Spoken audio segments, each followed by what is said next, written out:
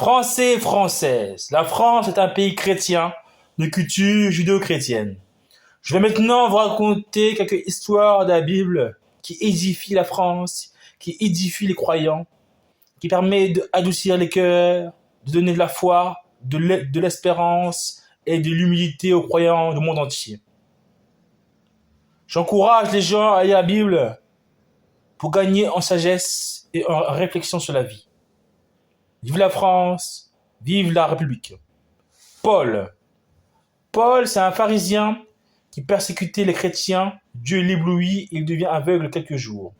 Et Dieu lui parle en lui disant de stopper les meurtres comme contre les chrétiens et de devenir chrétien. Paul écoute la voix de Dieu et va chercher les chrétiens en Israël. Elle leur explique le rêve qu'il a eu. D'abord, ils ont peur. Puis les chrétiens le valident. Paul prêche le message de Jésus avec les autres, un message chrétien. Paul se fait arrêter à cause de la religion chrétienne dans un pays qui est juif, qui est de religion juive. Il se fait taper puis relâcher et Paul refuse en disant « Ah non, moi je suis juif et romain ». Donc Paul insiste pour aller au tribunal en mode « On ne blague pas avec moi, moi je suis romain ». Les geôliers ont peur et l'emmènent jusqu'à Rome. C'est comme ça que le christianisme arrive en Europe. La morale de l'histoire de Paul, c'est quoi? Ne sous-estime personne car tu ne sais pas qui tu as devant de toi. Ne sous-estime personne car tu ne sais pas qui tu as devant toi. C'est la morale de Paul. France, culture chrétienne, voici l'histoire du prophète Jean-Baptiste. Celui qui annonce la venue du Messie. Jean-Baptiste. La mère de Jean-Baptiste est la cousine de la mère de Jésus. Lorsque la mère de Jean-Baptiste est enceinte, son mari devient muet à l'église et reprend la parole à la naissance du prophète Jean-Baptiste, du futur prophète Jean-Baptiste. L'église dit que c'est un signe que Jean-Baptiste sera important plus tard.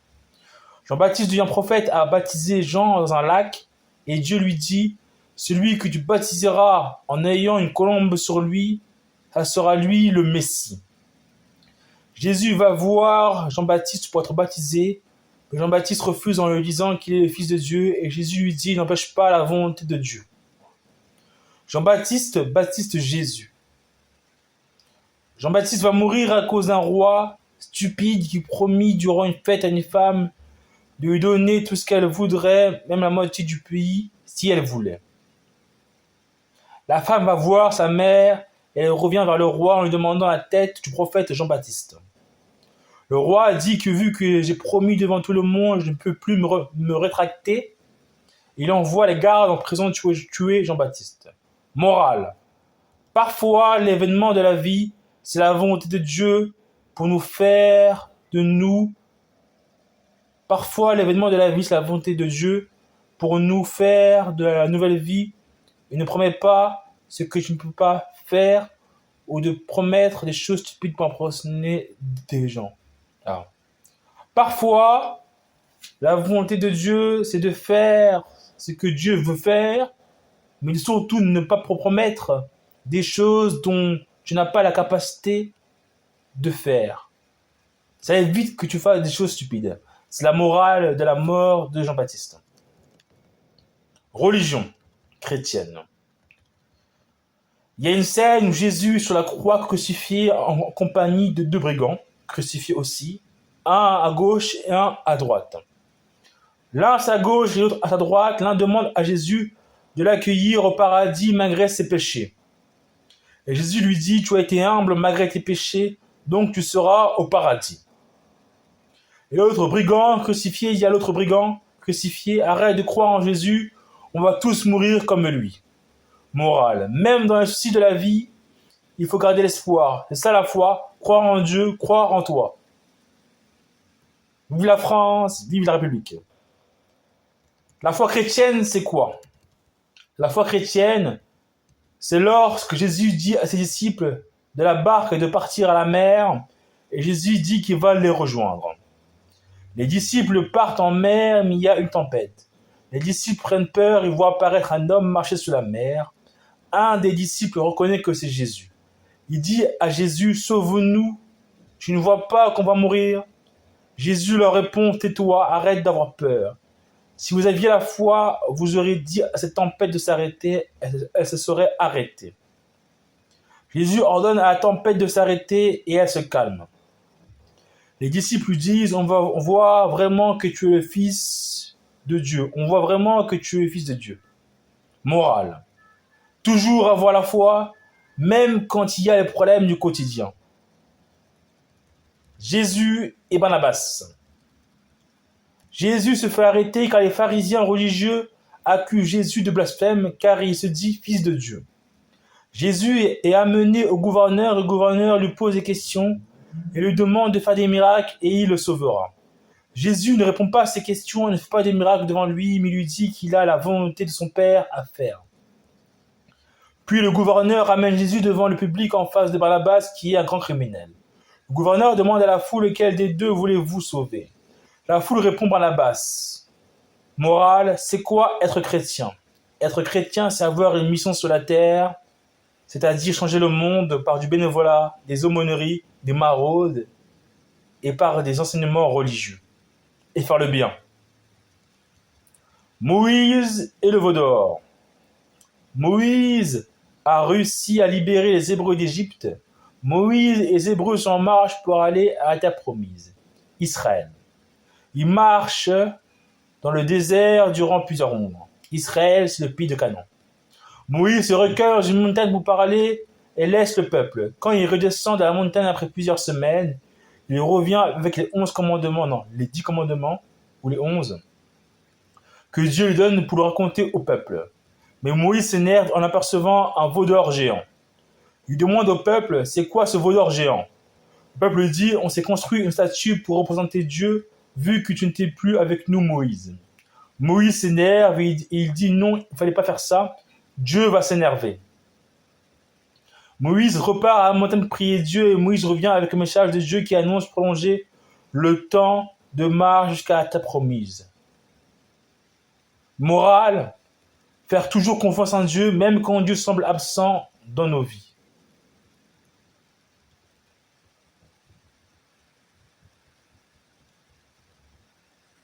Jésus est le roi mage.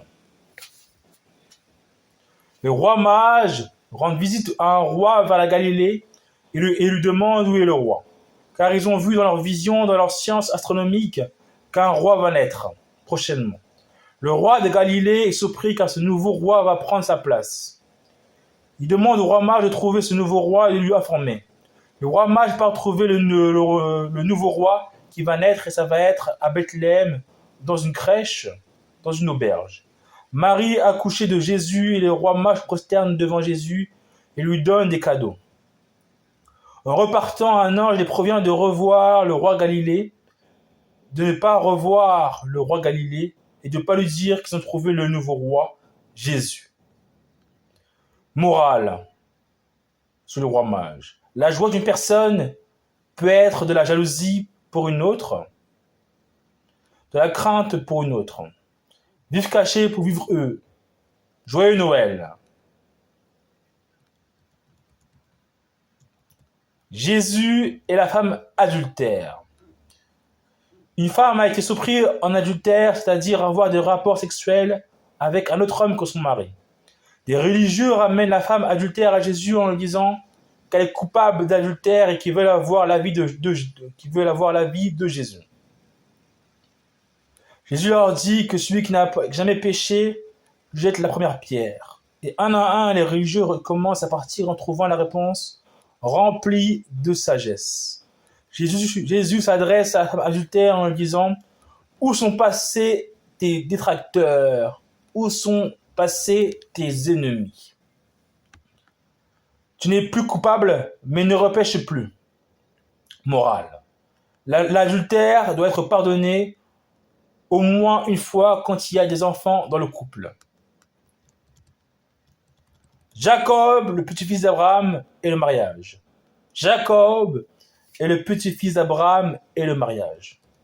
Isaac trouve que son fils Jacob doit se marier, donc il envoie un serviteur accompagner Jacob dans sa tribu pour trouver une femme. Ils font le voyage dans la tribu, ils s'aperçoivent une femme qui ramasse de l'eau dans un vase, et le serviteur dit à Jacob que c'est une femme à marier car elle travaille. Le serviteur lui demande de voir son père et la femme les ramène chez son père. Le serviteur présente au beau-père Jacob en lui disant qu'ils viennent de la même tribu et qu'ils ont ramené des bijoux pour marier une de ses filles. Le beau-père leur dit pas de souci, mais il faudra travailler pendant 10 ans dans ma bergerie. Le beau-père veut faire rester Jacob, donc il ne dit pas qu'elle choisit la plus jeune des deux filles. Donc il laisse Jacob choisir la première fille qu'il a vue dans le lac. Donc il laisse Jacob choisir la première fille qu'il a vue dans le lac. Mais à la fin des 10 ans de travail pour son beau-père, le beau-père dit que dans leur coutume, on marie la plus vieille des sœurs, puis la plus jeune. Donc le beau-père Jacob a marié la plus vieille des sœurs et fait travailler Jacob dans sa bergerie. Jacob a 2 femmes et les 2 sœurs se lancent une guerre pour savoir qui fera le plus d'enfants. Morale. Un homme doit marier une seule femme pour éviter la jalousie. Le mariage est une alliance, c'est-à-dire une force travail en échange le droit d'avoir une femme. Esther et son peuple. Le roi Assuérus fait un dîner politique et demande à sa reine de se présenter à un dîner politique pour représenter les femmes du royaume par sa beauté. Elle refuse l'invitation du roi devant les politiciens du pays. Les conseillers du roi disent au roi de changer de reine. Le roi accepte et lance un casting pour trouver une nouvelle reine. La nouvelle reine va être Esther, issue du peuple hébreu. Elle va intégrer l'harem du roi Assuérus, qui est dans les zones orientales. Nous sommes à l'époque de Babylone. Esther devient reine du pays, mais sa tribu d'Hébreux est en train de se faire exterminer à cause du premier ministre du roi, qui est Aman, qui a décidé de tuer la tribu. Mardoché, l'oncle d'Esther, lui informe de l'extermination de sa tribu. Esther et son peuple rentrent en prière et en jeûne. Esther informe le roi de la loi d'Aman, qui a pour but l'extermination de la tribu des Hébreux au niveau de Babylone et du royaume riverain. Le roi s'énerve car il aime Esther et il fait tuer son premier ministre, Aman. Morale. Ne sois pas hautain car on peut te remplacer. Tout mauvais projet se retourne contre son créateur. Caïn et Abel. L'histoire des 2 frères. C'est l'histoire de 2 frères qui étaient les enfants d'Adam et Ève. Ces 2 frères devaient faire des offrandes à Dieu.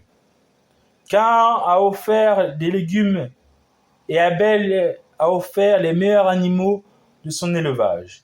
Dieu était content de l'offrande de Abel et moins content de l'offrande de Caïn qui avait offert des légumes. Caïn s'énerve, devient jaloux et tue son frère Abel qui avait offert du meilleur de son élevage bovin, car il avait fait une meilleure offrande. Donc Caïn s'énerve, devient jaloux et tue son frère Abel, car il avait fait une meilleure offrande que lui. Dieu vient voir Caïn et Abel. Dieu demande à Caïn, mais il est où ton frère Abel, car le sol me réclame la mort d'Abel. Dieu punit Caïn et il dit à l'humanité, celui qui tuera Caïn sera vengé cette fois. Morale, toujours faire les choses en étant le meilleur, et la jalousie ne mène pas à des choses bonnes. David et Goliath. Les 12 tribus d'Israël et les Philistins se font la guerre. Mais les Philistins dominent Pour régler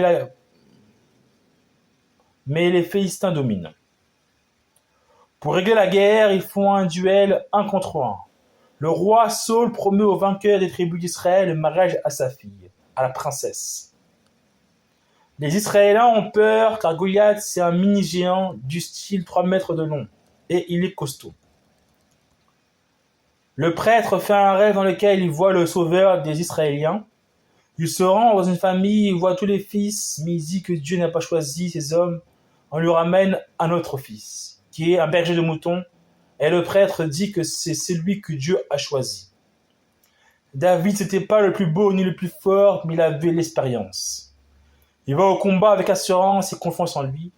Il prend un lance-pierre et tue Goliath le géant. Morale. Avoir confiance en Dieu et avoir de l'expérience. La sagesse chrétienne. La sagesse chrétienne est un chapitre de Proverbes et Ecclésiastes dans la Bible. David consulte un prêtre ou Dieu pour construire un temple à Dieu. Le prêtre refuse et dit que ce sera son fils Salomon, car le roi David était un roi guerrier, donc pas assez saint. Le prêtre ou Dieu demande au roi Salomon de faire un vœu à Dieu. Le roi Salomon demande la sagesse. Le prêtre dit, comme tu as demandé uniquement la sagesse, tu auras le pouvoir et l'argent. Morale, le roi Salomon est une meilleure vie que son père, le roi David. Adam et Ève. Adam travaille dans le jardin d'Éden, mais Adam s'ennuie, donc Dieu crée Ève, la femme à partir du corps d'Adam. Adam et Ève s'aiment et ils sont heureux. Dieu explique à Adam et Ève de manger tous les fruits des arbres, sauf d'un arbre, l'arbre interdit. Le serpent vient parler à Ève en disant que Dieu ne veut pas que vous mangez de cet arbre, car vous serez comme Dieu en ayant la connaissance du bien et du mal. Ève donne la pomme à Adam de l'arbre défendu et ils se rendent compte qu'ils sont nus. Dieu vient les visiter et appelle Adam et Ève. Mais Adam et Ève se cachent et ils disent à Dieu qu'ils sont nus. Dieu leur dit, mais qui vous a dit que vous étiez nus? Mais Dieu leur dit, mais qui vous a dit que vous étiez nus? Et Ève explique à Dieu que le serpent lui a conseillé de manger de l'arbre défendu. Dieu punit Adam et Ève en sortant du paradis, du jardin d'Éden. Morale, Adam et Ève sont des vierges de la connaissance. Une fois que tu as la connaissance, tu as le pouvoir de faire du bien ou du mal. Une arme peut tuer comme sauver des vies. C'est la morale de l'histoire d'Adam et Ève. Adam et Ève étaient vierges de la connaissance. L'arche de Noé. Dieu demande à Noé de construire une arche car Dieu veut détruire la terre car les hommes font trop de péchés. Dieu dit à Noé de prévenir les hommes, sa famille et de ramener un mâle et une femelle de chaque espèce dans l'arche pour les sauver du déluge.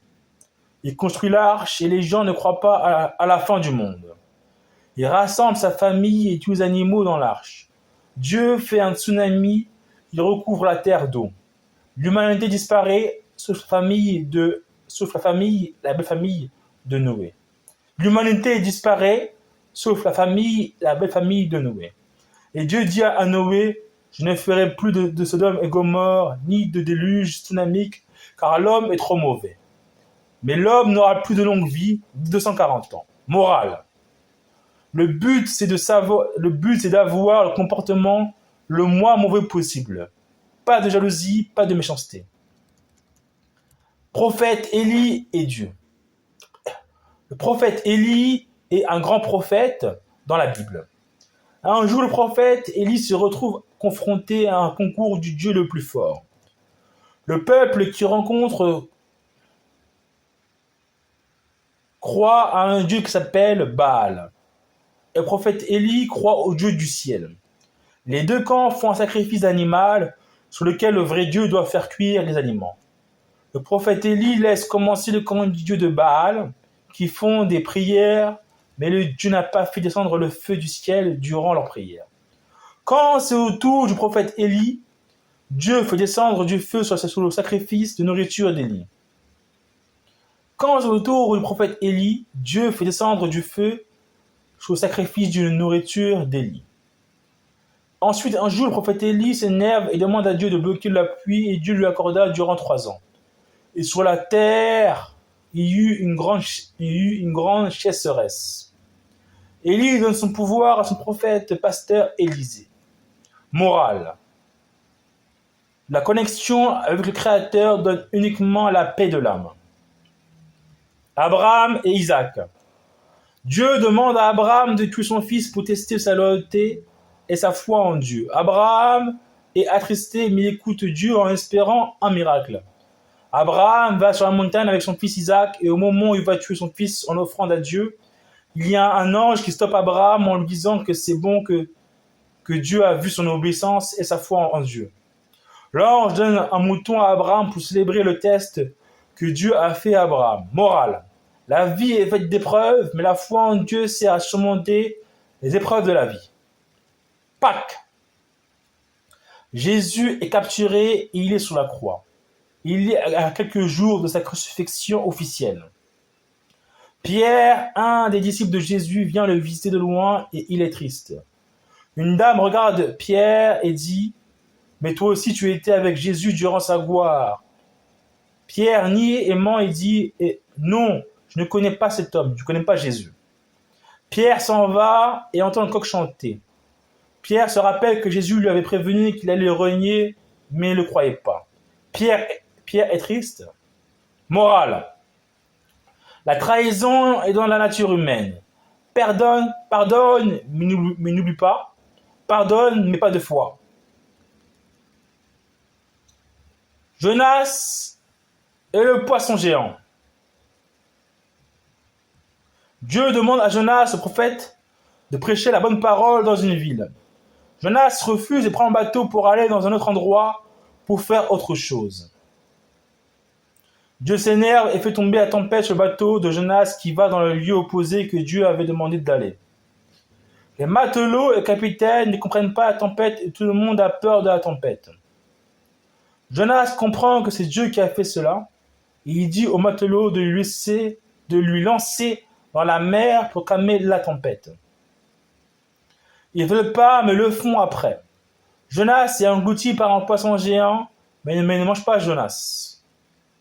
Le poisson géant est comparable à une baleine. Le poisson géant, la baleine, ramène Jonas à la ville dans laquelle il devait prêcher la bonne parole de Dieu. Morale, toujours écouter la volonté de Dieu. La volonté de Dieu n'est pas toujours la volonté des hommes. Je vais redire cela. Jonas est le poisson géant, la baleine. Dieu demande à Jonas, le prophète, de prêcher la bonne parole dans une ville lointaine. Jonas refuse et prend un bateau pour aller dans un autre endroit pour faire autre chose. Dieu s'énerve et fait tomber la tempête sur le bateau de Jonas qui va dans le lieu opposé que Dieu avait demandé d'aller. Les matelots et le capitaine ne comprennent pas pourquoi il y a une tempête aussi forte. Et tout le monde a peur de la tempête. Jonas comprend que c'est Dieu qui a fait cela et il dit aux matelots de lui lancer dans la mer pour calmer la tempête. Ils ne veulent pas, mais le font après. Jonas est englouti par un poisson géant, la baleine, mais ne mange pas Jonas. Le poisson géant, la baleine, ramène Jonas à la ville dans laquelle il devait prêcher la bonne parole de Dieu. Morale, toujours écouter la volonté de Dieu. La volonté de Dieu n'est pas toujours la volonté des hommes. Jean-Baptiste et... c'est bon, celle-là j'ai déjà raconté. Jean-Baptiste et Jésus. La mère de Jean-Baptiste et de Jésus sont cousines. La mère de Jean-Baptiste devient enceinte, son père devient muet à la naissance La mère de Jean-Baptiste devient enceinte et son père devient muet à l'annonce de la grossesse. Le pasteur dit que c'est un signe de Dieu comme quoi il sera prophète, un homme de Dieu. Le père de Jean-Baptiste va reparler à la naissance de Jean-Baptiste. Jean-Baptiste devient prophète en grandissant et Jean-Baptiste devient prophète en grandissant et baptise d'eau les gens dans la rivière. Les gens croient à son enseignement religieux, mais les gens lui demandent s'il est le Messie. Et les gens attendaient le sauveur du peuple hébreu. Le peuple est sous domination romaine. Jean-Baptiste dit que c'est pas lui le Messie, et celui qui baptisera et verra la colombe descendre sur lui comme le Saint-Esprit, ça sera lui. Il dit, Jean-Baptiste, celui qui va baptiser et sur qui il verra une colombe comme le Saint-Esprit aller sur lui, ça sera lui le Messie. Un jour, durant que Jean-Baptiste baptise les nouveaux convertis, Jésus vient de se faire baptiser aussi. À ce moment-là, Jean-Baptiste voit la colombe sous forme de Saint-Esprit.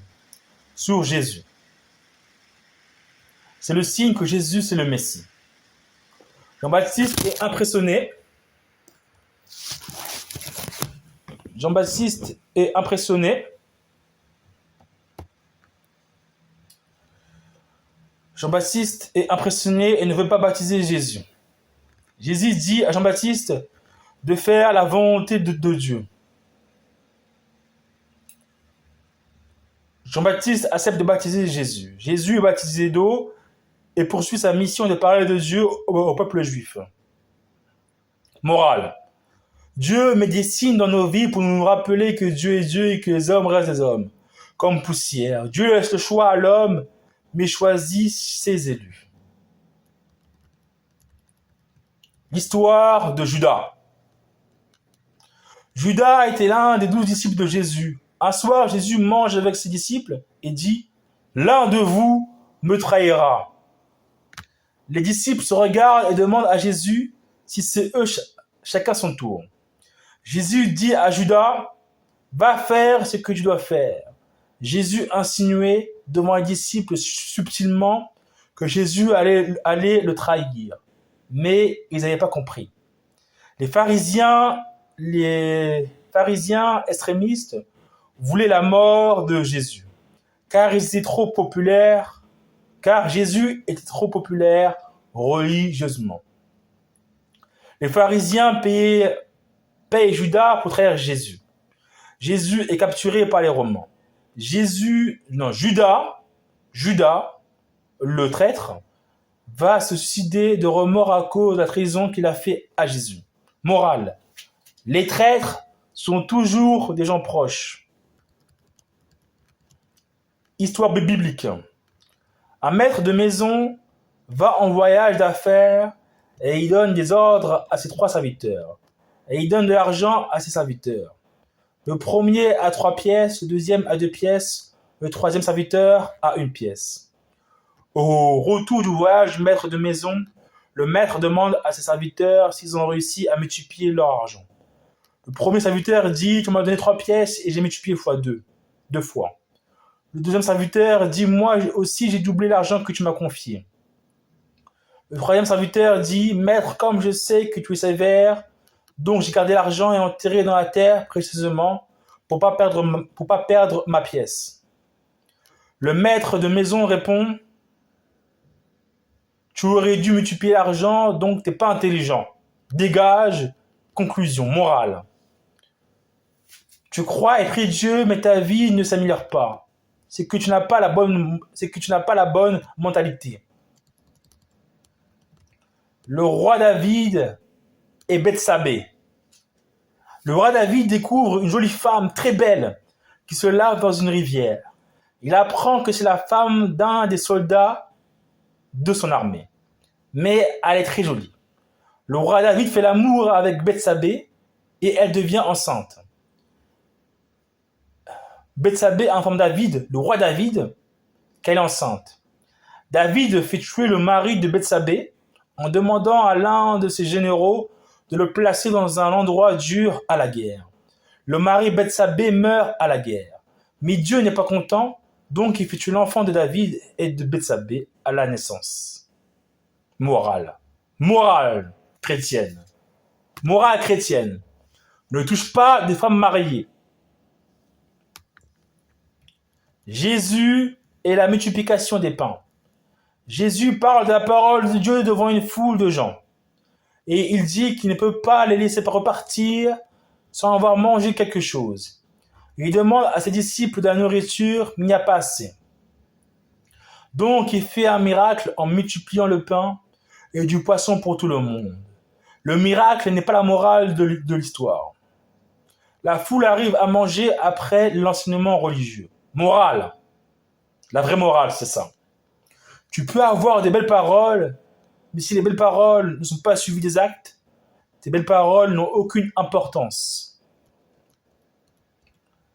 Le roi Saul et le futur roi David. Le berger David a tué Goliath le Philistin, l'ennemi des Hébreux. Le berger David doit être récompensé en ayant la princesse, fille roi du Saul. fille du roi Saul. Mais le roi Saul repousse à plus tard la récompense. David est populaire dans le peuple, et le roi Saul devient jaloux des chansons qui louent la victoire de David. Le roi Saul essaye de tuer David à plusieurs reprises, mais il rate. David, pour calmer le roi Saul, il joue de la musique. Le fils du roi, au nom de Jonathan, comprend que David sera le futur roi, donc il protège David des attaques de son père, le roi Saul.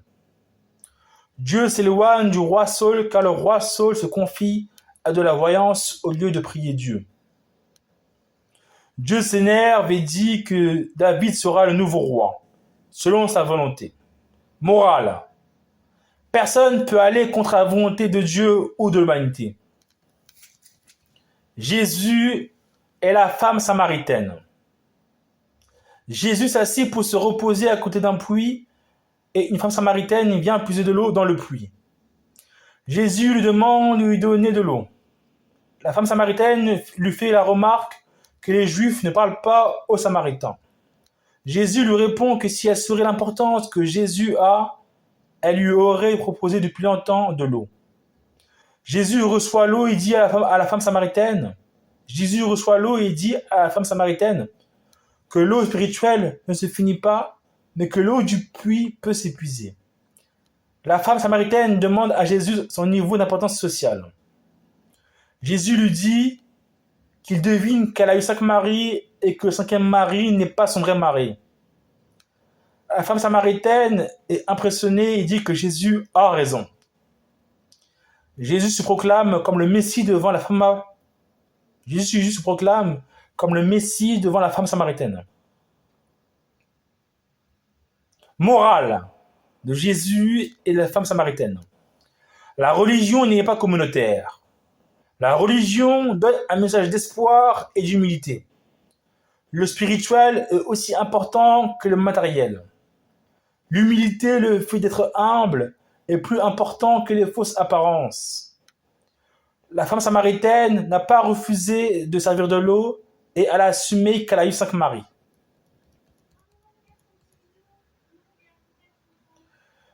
Voici la version des 10 commandements selon Dorian. J'ai modernisé cela, qui sont inspirés des 10 commandements de Moïse. Premier commandement.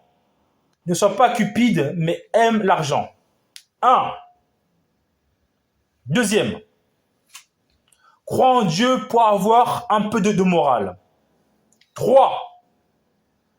Ne touche pas intimement les femmes mariées. 4. Respecter l'autorité. Policier, professeur, militaire, juge, médecin et les gendarmes. 5. Il faut étudier un minimum à l'école. 6. Ne jamais envier, mais s'inspirer de la réussite de l'autre. 7. Ne vole jamais, car tu ne sais pas comment la personne a acquis son bien. 8. Ne sois pas naïf, même dans la religion. 9. Aime les gens, mais ne cherche pas forcément la validation des gens, la reconnaissance des gens. Mais aime tout le monde. 10. Travaille car même les pays riches travaillent beaucoup. 10. Travaille beaucoup car même les pays riches travaillent beaucoup. Voilà. Que la France reste chrétienne, que la France reste laïque, que la France puise dans son énergie, sa force, sa culture chrétienne pour avoir une vision juste et favorable pour une France chrétienne et une France laïque. Vive la France, vive la République.